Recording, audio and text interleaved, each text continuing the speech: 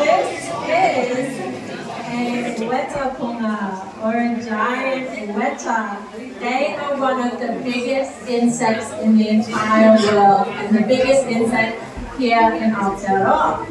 So they did a kind of a competition and weighed the weta puma to see just how heavy it is, to see if it really is the biggest insect in the world.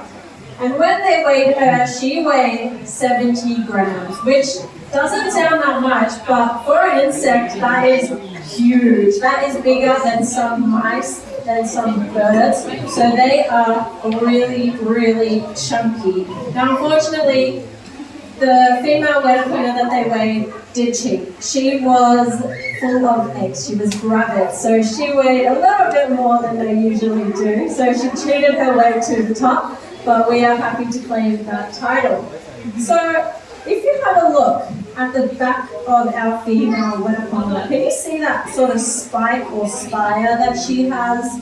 Now that's not a stinger. It's what we call an ovipositor. So what she does is she'll stick that spire into the ground and she will lay her eggs that way. So it's not going to hurt, it just is there to help her have babies.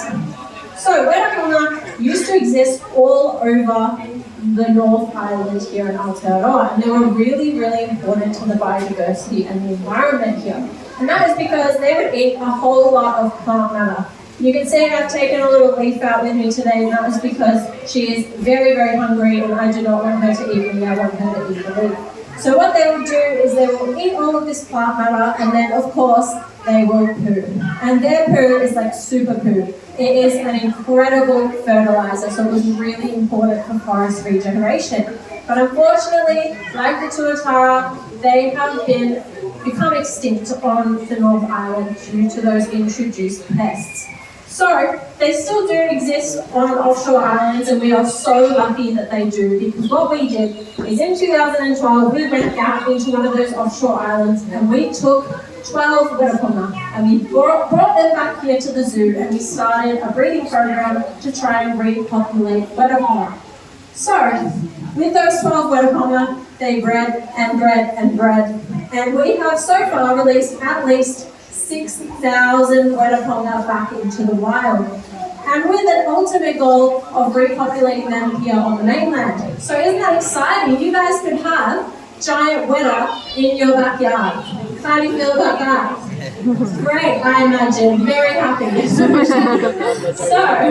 of my favorite facts, and the last fact I will give you guys about our beautiful weta, is actually where their name comes from.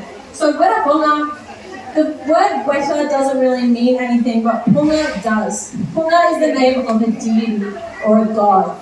And they were not the god of the forest or insects or nature, but the deity of ugliness and ugly things, which I think is so mean because she has the cutest face ever.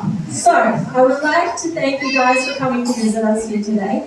I don't know if you know this, but just by coming to the zoo, you are supporting and funding our conservation projects, including our weta puma project. So you can feel really good about your ticket here today.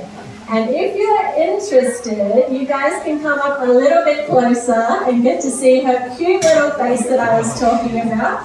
So we are going to open the door on my right if you guys are happy to leave, but we will hang out with our weta and our tuatara if you want to come and say hello. But thanks so much for coming, guys.